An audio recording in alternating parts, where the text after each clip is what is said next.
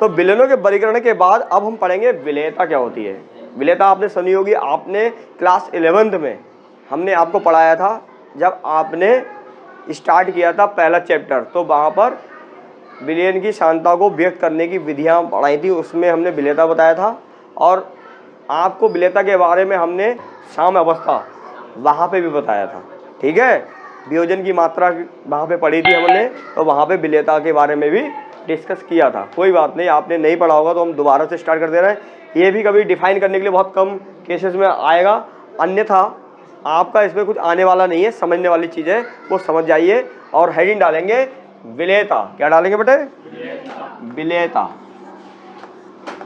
समझ में आ रहा है सबको? विलेयता अंग्रेजी में से बोलते हैं बेटा सोलिबिलिटी। क्या बोलते हैं? SOLU solubility, BILITY solubility.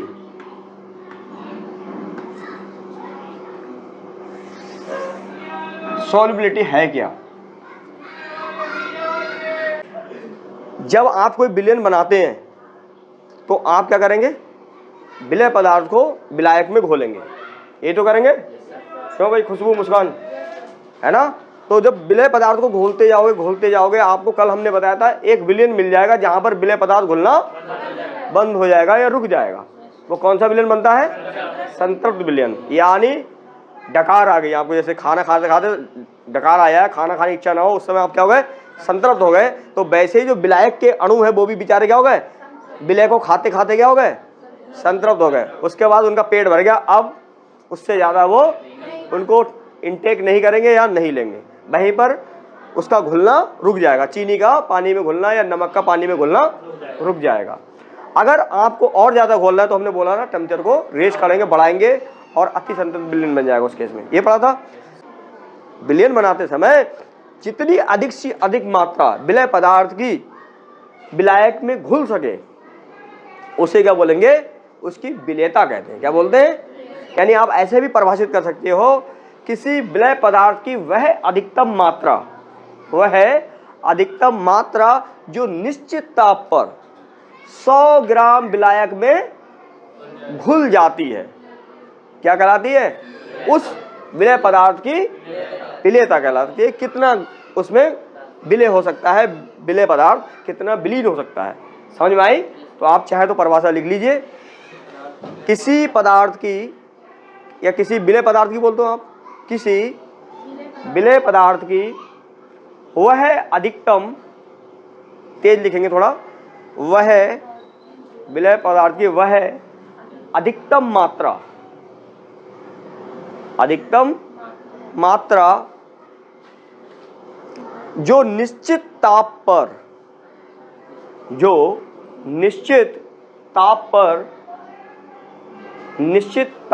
यानी सर्टेन टेम्परेचर, निश्चित ताप पर 100 ग्राम विलायक में घुल जाती है। 100 ग्राम विलायक में घुल जाती है, हाँ, विलायक में घुल जाती है। उस विलय पदार्थ की विलेयता कहलाती है। ठीक है ना? उस विलय पदार्थ की कहलाती है विलेयता कहलाती है। बात समझ में आ गई? कोई दिक्कत किसी को? जैसे माना आपने 100 ग्राम जल ले लिया, 100 ग्राम क्या है? जल है।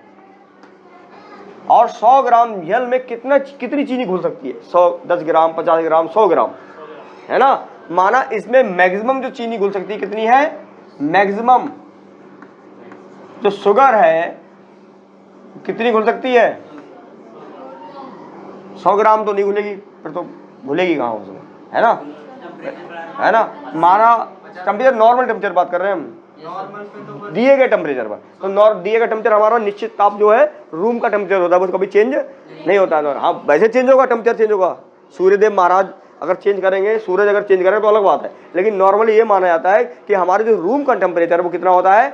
25 डिग्री सेल्सियस होता है। कितना होता है? 25 डिग्री सेल्सियस।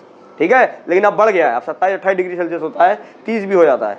तो लेकिन हम सामान्यतः यही बात बोलेंगे कि दिए गए निश्चित ताप पर, जो भी ताप होगा। तो हम मान रहे हैं कि भाई 100 ग्राम जल में कितनी, माना 50 ग्राम चीनी घुल जा रही है अधिकतम, मान ले रहे हैं, ठीक है।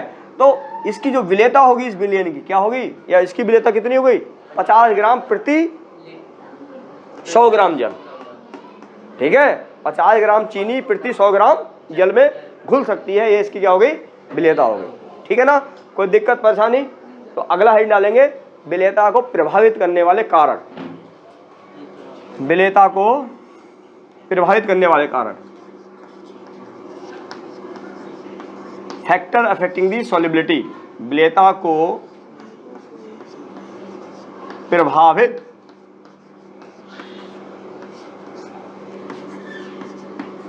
करने वाले कारक।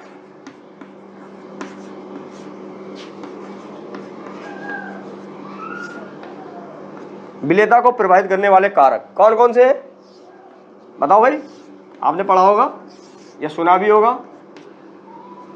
विलेयता को प्रभावित करने वाले कारक कौन कौन से होंगे? एक तो तापमान हो जाएगा, हाँ, एक तो हो जाएगा पहला कौन सा, ताप। दाब का प्रभाव ठोस पे घोलोगे तो क्या पड़ेगा, उसमें नचल पे पड़ेगा, दाब का कोई विशेष प्रभाव नहीं होगा। दूसरा कौन सा हो सकता है,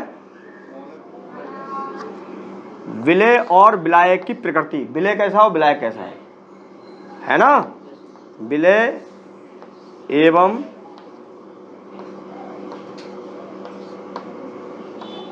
विलायक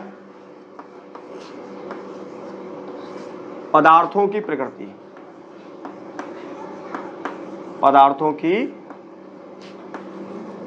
प्रकृति, प्रकृति मीन्स नेचर उसका कैसा है, क्यों भाई अंग्रेजी में नेचर बोलते हैं, किस प्रकृति का है अभी बताऊंगा। और नंबर 3 आपने पढ़ा होगा साम्यावस्था के बारे में पढ़ा था ना, तो साम्यावस्था में वहां पढ़ा था सम आयन प्रभाव, क्या पढ़ा था, पढ़ाया था मैंने, अरे 11 में पढ़ाया था, नहीं पढ़ा तो कोई दिक्कत नहीं, मैं फिर बता दूंगा। सम आयन प्रभाव, कॉमन आयन इफेक्ट, ये बहुत खास टॉपिक है, प्रैक्टिकल में बहुत ज्यादा यूज होगा, तो याद रखना। सम आयन प्रभाव, सम आयन, सम आयन जोड़ के भी लिख सकते हैं आप, ठीक है। सम आयन प्रभाव, इसको मैंने स्पेशली आपको अंग्रेजी में बोल के बताया था, इसको बोलते हैं कॉमन आयन इफेक्ट। क्या बोलते हैं, कॉमन आयन, आयन मीन्स क्या होता है, तो आयन्स होंगे, कॉमन आयन इफेक्ट बहुत खास है और बहुत समझदार हो, आपको पता है, वैसे तो हमने पढ़ रखा है। तो देखो सबसे पहले तापमान की बात करते हैं। तापमान बढ़ाने में सामान्यतः भाई चीनी अगर आप घोलने को बैठोगे ठंडे पानी में तो कम घुलेगी, थोड़ा गुनगुना पानी लोगे और जल्दी घुलेगी, और गर्म पानी में घोलोगे तो और जल्दी घुलेगी। यानी तापमान बढ़ाने पर क्या हो जाएगी, विलेयता बढ़ेगी, विलेयता बढ़ेगी। जिन विलेय पदार्थों को घोलने के लिए ऊष्मा की आवश्यकता होती है, जिसमें ऊष्मा अवशोषित होती है, उनमें तापमान बढ़ाने पर क्या होगी, उनकी विलेयता बढ़ेगी।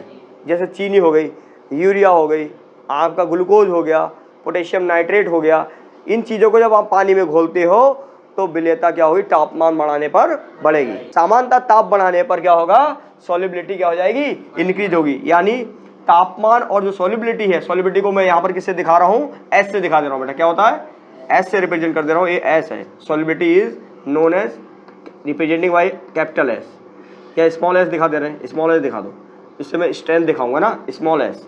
तो जो तापमान क्या होगा, जो स्मॉल एस है समानुपाती होगा। विलेय एवं विलायक पदार्थों की प्रकृति, आपकी जब दोस्ती होती है, बच्चों की दोस्ती किससे मिलती है, जो जैसा होता है उसी से दोस्ती करता है ना। ये वाले होंगे तो उनकी दोस्ती बहुत पक्की होगी, ऐसे वाले होंगे मसाले वाले, उनकी दोस्ती बहुत पक्की होगी। पढ़ने वाले की दोस्ती बहुत अच्छी होती है, आवारा की दोस्ती बहुत अच्छी होगी। मतलब जो जैसा होगा उसकी फ्रेंडशिप वैसी ही होती है। झूठ बोल रहा हूँ, सच बोल रहा हूँ, है, यानी ये फैक्टर है। तो यहाँ पर एक थ्योरी, एक रूल लगता है, like dissolve like, like dissolve like. यानी जब कोई चीज किसी में घुलेगी तो वो किस आधार पर घुलेगी, like dissolve like, like dissolve like. ये ध्येय वाक्य याद कर लो विलेन का, like dissolve like. Like mean जो जैसा होगा वो वैसे में ही घुलेगा। अगर आयनिक या ध्रुवीय यौगिक है, विलय पदार्थ है, तो वो कैसे विलायक में घुलेगा? आयनिक या ध्रुवीय विलायक में घुलेगा। कार्बनिक यौगिक कार्बनिक सॉल्वेंट में आसानी से घुल जाएंगे, कार्बनिक विलायक में आसानी से घुल जाएंगे। समझ रहे, नहीं समझ रहे हो? जो भी कार्बनिक यौगिक जल में घुलते, जल जबकि ये क्या ध्रुवीय विलायक है, पोलर सॉल्वेंट है। कैसा है? पोलर सॉल्वेंट, ध्रुवीय विलायक। ध्रुवीय विलायक का मतलब समझते हो? क्यों भाई? जो आपका जल है, जैसे सोडियम क्लोराइड हो गया, सोडियम क्लोराइड को आप घोलोगे जल में तो इसमें कौन कौन से आयन होते हैं? क्लोराइड आयन और सोडियम आयन। तो सोडियम क्लोराइड आसानी से जल में घुल जाता है। उसका कारण क्या होता है? क्योंकि जल में होते हैं पोल्स, नेगेटिव और पॉजिटिव। इस पे पार्शली नेगेटिव होता है, इसमें क्या होता है? Partially positive. और इसमें कौन सा होता है? क्लोराइड आयन, और इसमें कौन होता है? Sodium ion. तो अपोजिट आयन उसको घेर लेता है, तोड़ता है, अट्रैक्ट करता है, और उसको चारों से घेर लेता है और उसको तोड़ के अलग कर देगा। तो यहाँ पर नेगेटिव वाला किससे मिलेगा? पॉजिटिव वाले से। और पॉजिटिव वाला किसको अट्रैक्ट करेगा? नेगेटिव वाले को। हाँ या ना? तो इस तरीके से क्या होगा? इसमें घुल जाएगा। ऐसा ही कोई माना HCl है, ये ध्रुवीय होता है, इस पे कैसा होगा? आंशिक ऋणावेश, और इस पे क्या होता है? आंशिक धनावेश। तो भाई जब जल में घोलो तो क्या होगा? पॉजिटिव वाला नेगेटिव से आकर्षित होगा और नेगेटिव वाला किससे होगा? यानी ये नेगेटिव वाला पॉजिटिव से होगा और आसानी से उसमें घुल जाएगा। और जिसमें क्या होगा? कोई ध्रुव नहीं होंगे, कोई बॉन्ड ना बने, तो वो जल में नहीं घुलेगा। यानी कार्बनिक यौगिक जो होंगे, कार्बनिक विलायक विलय होंगे, विलय पदार्थ सॉल्यूट, वो किसमें घुलेंगे? कार्बनिक विलायक में। जैसे आपने माना चीनी को घोलना है ना? तो चीनी को तो आप जल में भी घोल सकते हो, जबकि वो ध्रुवीय नहीं है चीनी। क्यों घुल रही है जल में? क्योंकि वो क्या बनाती है? हाइड्रोजन बंध बनाती है। क्या बनाती है? जल के अणुओं के साथ क्या बनाती है? इंटरमोलिकुलर हाइड्रोजन बॉन्डिंग होती है, इसलिए चीनी जल में घुल जाती है। जबकि चीनी कार्बनिक यौगिक है, मगर मिट्टी का तेल नहीं घुलता है, या डीजल पेट्रोल पानी में नहीं घुलते। क्यों? क्योंकि वो अकार्बनिक नहीं, वो हाइड्रोजन बंध नहीं बनाते। आपको पढ़ाया था मैंने, हाइड्रोजन बॉन्डिंग जब पढ़ाया था, है ना? पढ़ाया था ना? याद है? नहीं है? चल कोई बात नहीं। अगर वही बात करें हम, पेट्रोल और डीजल को घोलना है तो वो, या एथेनॉल, आप तो एल्कोहल ले लो, एथिल एल्कोहल, शराबियों वाली एल्कोहल, ठीक है, एथिल एल्कोहल या एथेनॉल, वो पानी में भी घुल जाती है, वो पेट्रोल डीजल में भी घुल जाती है।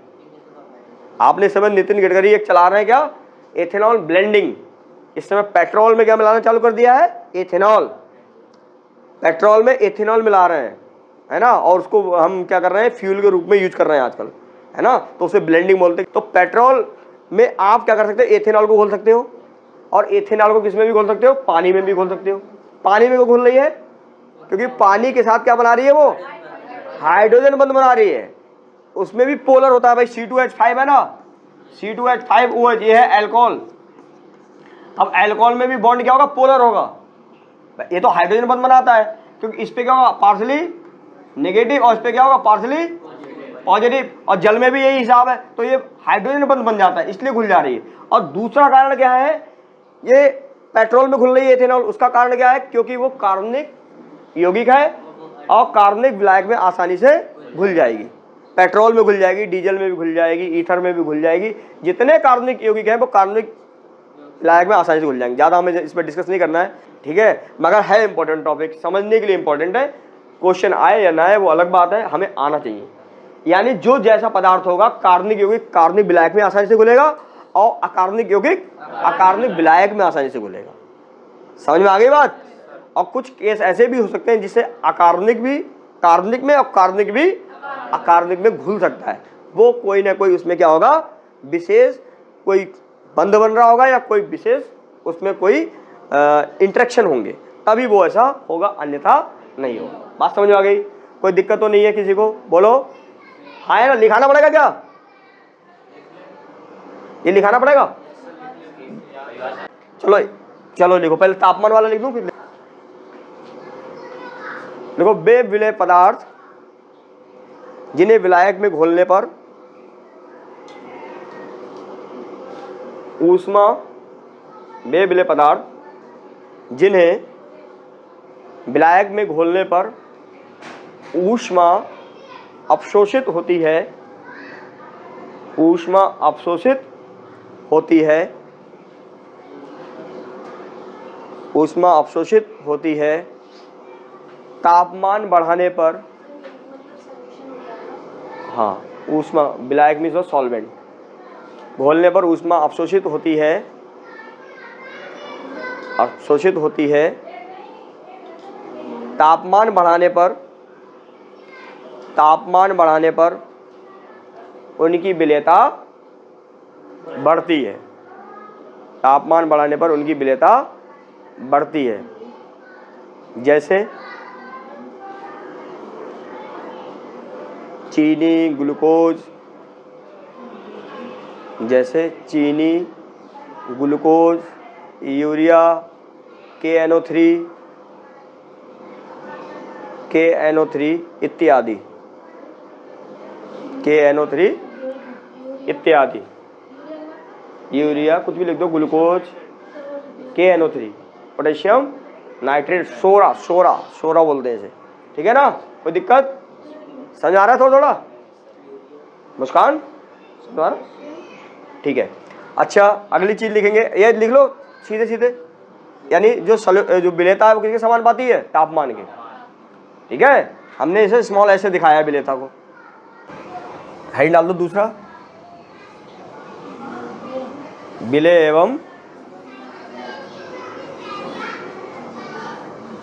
एवं विलायक पदार्थों की प्रकृति।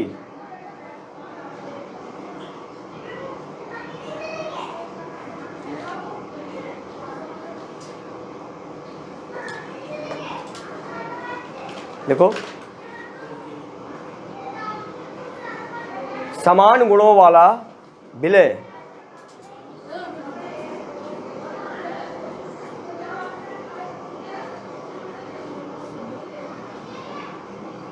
समान गुणों वाला विलेय विलायक में आसानी से घुलता है, समान गुणों वाला विलेय विलायक में आसानी से घुलता है। सारी बात क्लियर हो गई एक पॉइंट में? अर्थात लाइक डिजॉल्व लाइक, आप चाहे तो इसे नोट कर लो बेटे, like dissolve like, like dissolve like, ये नोट कर लो अंग्रेजी का वाक्य। लाइक मीन्स जिसे तुम पसंद करो वैसे वो तुम्हें पसंद करे, तो वो लोगों की दोस्ती अच्छी होगी। तो जो विलेय पदार्थ जिस प्रकृति का है, इनऑर्गेनिक है तो वो इनऑर्गेनिक वाले में पोलर में आसानी से घुल जाएगा, और कार्बनिक है तो वो कार्बनिक विलायक में आसानी से घुलेगा, सही है ना? तो इसका मतलब है लाइक डिजॉल्व, DISSOLVE, और फिर लिख दोगे लाइक, सही है ना? कोई दिक्कत, कोई परेशानी किसी को नहीं है ना? बस इतना ध्यान रखो। अगली चीज, अगला है सम आयन प्रभाव, कॉमन आयन इफेक्ट। सम आयन प्रभाव, सम आयन, हाँ सम आयन लिख दो, मैं तो अलग तोड़ के लिख दिया है। सम आयन प्रभाव, भाई समान प्रभाव क्या है आपको बता रखा है, लिख दें, वो हो गया। सम आयन प्रभाव पहले लिख दो इसमें थोड़ा सा। सम आयन प्रभाव की उपस्थिति में, सम आयन प्रभाव की उपस्थिति में विलेयता घट जाती है, solubility decreases in the presence of common ion effect। सम आयन प्रभाव की उपस्थिति में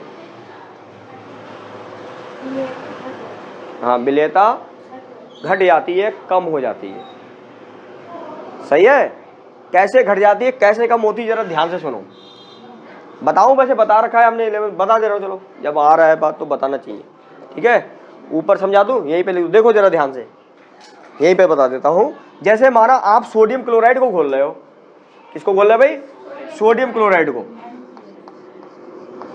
जल में घोला आपने, या आपने सोडियम क्लोराइड ले लिया। पहले सोडियम क्लोराइड क्या होता है? Na पॉजिटिव आयन होता है अगर जल में घुला हुआ है, और क्या होता है? Cl नेगेटिव आयन होता है। अगर आप जल बढ़ाते जाओगे तो विलेयता बढ़ती जाएगी, लेकिन अगर इसी में आपने कोई ऐसा लवण घोलना चालू कर दिया या ऐसा विलायक ले लिया जिसमें सोडियम आयन या क्लोराइड आयन, दोनों में से कोई भी एक आयन है, तो वो आयन की संख्या ज्यादा हो जाएगी, तो इक्विलिब्रियम कहाँ चली जाएगी? बैक साइड में, सही है? हाँ, तो वहां पर क्या हो जाएगा? जैसे माना हमने लिया सोडियम एसिडेट CH3 मैं आपको शॉर्ट में समझा रहा हूँ, इसमें पूरा डिटेल से नहीं जा रहा हूँ क्योंकि ये चीज़ आपने पढ़ी हुई है। तो अगर मैं देखूँ क्या है, सोडियम एसीटेट है तो क्या बनाएगा भाई, एसीटेट आयन बनाएगा, COO नेगेटिव आयन और प्लस सोडियम आयन बनाएगा। अब आप यहाँ देखें कि कोई भी अगर इसका विलेन आपने बनाया और आपने सोडियम क्लोराइड उसमें डाल दिया तो समान आयन कौन से होंगे फिर, Na पॉजिटिव आयन और Na पॉजिटिव आयन। तो Na पॉजिटिव आयन की संख्या ज़्यादा हो जाएगी। अगर मैं इसको सोडियम एसीटेट का विलेन सोडियम क्लोराइड के विलेन में डालूंगा तो क्या होगा, Na पॉजिटिव आयन की संख्या ज़्यादा होगी, तो जो साम अवस्था है वो विपरीत दिशा में चली जाएगी, हाँ या ना। तो समायन ज़्यादा होंगे तो वहाँ पर विलेयता कम होगी। अभी शॉर्ट में इतना समझ लो, ये हमने अच्छी तरीके से पूरे चैप्टर में इसी के बारे में कहा, 11th में था आयनिक इक्विलिब्रियम जो आपने पढ़ा था, आयनिक साम्य अवस्था, तो वहाँ पे पूरा अच्छा सा समझाया था, बताया भी था। तो यहाँ में डिस्कस नहीं करना है, फालतू का हमें टाइम खर्च करना पड़ेगा। अगर आपको पढ़ना है, इंटरेस्टेड है, तो मैं किसी और दिन आपको अलग से सेपरेटली इसको पढ़ा दूंगा या बता दूंगा, सही है ना। अभी सिर्फ इतना समझना है कि सम आयन की उपस्थिति में विलेयता घट जाती है, सही है। ये आपका एक टॉपिक हो गया जी, हाँ नोट कर लीजिए, आपको करना कर लो, है ना। सम आयन का मतलब विलायक में वही आयन हो और विलय में भी वही आयन हो, तो अगर तब क्या होगा, विलेयता कम हो जाएगी, सही है ना। नोट कर लो, करना है तो। हाँ बेटे बोलो, क्या बोला। जो इम्पोर्टेंट बात चल रही है कि इम्पोर्टेंट क्या होता है, important is nothing, everything is important. हर एक चीज इम्पोर्टेंट है। उस चींटी की भी उतनी वैल्यू है जितनी वैल्यू हाथी की है। एक छोटा सा कीड़ा है, उसकी भी उतनी वैल्यू है जितनी वैल्यू बहुत बड़े वाले राजा की है। तो हम कहें कि ये इम्पोर्टेंट वो इम्पोर्टेंट, बिल्कुल नहीं। अगर आप इम्पोर्टेंट पढ़ोगे तो आप इम्पोर्टेंट बनोगे, आपकी जो मार्कशीट है वो इम्पोर्टेंट बनेगी, उस मार्कशीट में नंबर भी इम्पोर्टेंट आएंगे। फिर उस मार्कशीट को आप सबको नहीं दिखा सकते, इम्पोर्टेंट लोगों को ही दिखाओगे, क्योंकि आपको क्या होगी, शर्म आएगी, तो छिपा छिपा के घूमोगे। पढ़ने में आप अच्छे हो, नंबर आपके क्या आ गए, इंपॉर्टेंट पढ़ के कम आए, समझ रहे मेरी बात को। तो वो मार्कशीट दिखाते हुए फिर क्या आती है, शर्म आती है, अरे यार इन्हें दिखाएंगे तो ये क्या कहेंगे। तो इम्पोर्टेंट कभी मत पढ़ो। अभी आपको इम्पोर्टेंट का मतलब ये सॉल्युबिलिटी से कोई आएगा नहीं है, इंपॉर्टेंट नहीं है इतना खास, लेकिन जब सॉल्युबिलिटी नहीं पता होगी तो कहीं पर न्यूमेरिकल आएगा, उसमें सॉल्युबिलिटी के बारे में बोल रहा होगा कहीं, तो आपको पता ही नहीं सॉल्युबिलिटी होती क्या, उसकी परिभाषा नहीं पता, आपको ये भी नहीं पता कि कौन किस में घुलेगा, आ नहीं रहा है, लेकिन टॉपिक आपने छोड़ दिया। मॉडल पेपर में विलेयता को प्रभावित करने वाले कारक कहीं नहीं लिखे हुए होंगे। जो भी आपका क्वेश्चन बैंक है उसे पढ़ोगे तो उसमें ये बातें नहीं दी हुई होंगी, उसमें सीधे मोलरता ये बातें लिखी होंगी, इनकी परिभाषा लिखी होगी और इनके बारे में बताया होगा। तो हर एक चीज़ इंपॉर्टेंट है। आप कोई भी सब्जेक्ट पढ़ रहे हो, इंपॉर्टेंट समझ के, हाँ ये है कोई विशेष हो सकता है, पढ़ना सब है, समझना सब है। हाँ ये लगता है कि भाई ये खास है तो उसको तो ऐसा तैयार कर देना है कि कहीं से लीकेज रहे ही ना, एकदम एमसील का लगा दो उसमें, है ना, पैक कर दो, हवा ना लीक हो ना पानी लीक हो, वो तो जाओ और ऐसे छाप दो ज्यों करते हो। आपने लिख लिख के इतनी ज़्यादा प्रैक्टिस कर ली है ऐसे करके, तब नंबर आते हैं। तो इंपॉर्टेंट देखो, मैं नहीं पढ़ाता ना, मैं इंपॉर्टेंट तुम्हें लिखाऊंगा, मैं कभी नहीं बोलूँगा तुमसे ये इंपॉर्टेंट है, मैंने नहीं पढ़ा है। उसका कारण ही यही है कि हमारे स्टूडेंट ने कुछ थोड़ा बहुत तो कर ही लिया बेचारों ने, तो इंपॉर्टेंट नहीं होता है। ये तो मान लो, गांठ मान लो दिमाग में, हर टीचर बताते कोई इंपॉर्टेंट, वो गलत नहीं कर रहे, सही कर रहे, उससे क्या होता है बच्चे का फोकस आ जाता है कि भाई सर ने ये इंपॉर्टेंट बताया। अब मैं तुम्हें सब इंपॉर्टेंट बता रहा हूँ तो तुम्हारा फोकस सब पे होना चाहिए, समझ में आ रही है। Everything is important.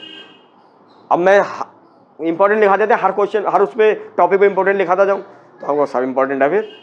तो इसलिए जहाँ से क्वेश्चन बनते हैं बोर्ड में या कॉम्पिटिटिव एग्जाम में, वो सारे बताऊंगा। कंपटीशन में तो जी कहीं से बनता है, आप कंपटीशन में इंपॉर्टेंट पढ़ के जाओगे तो कभी कंपटीशन को क्रैक नहीं कर पाओगे। आपको अगर क्रैक करना है तो अपने दिमाग की जो मनोदशा है उसको ब्रेक करना पड़ेगा। If you want to crack competition exam, important वाली थॉट है वो तोड़ दो, वो नहीं चलेगी। कंपटीशन में ब्रेक करना है अपने माइंड के थॉट को और उसके बाद क्रैक करना है। वो बात हटाओ, ये बकवास वाली बात थी, है ना।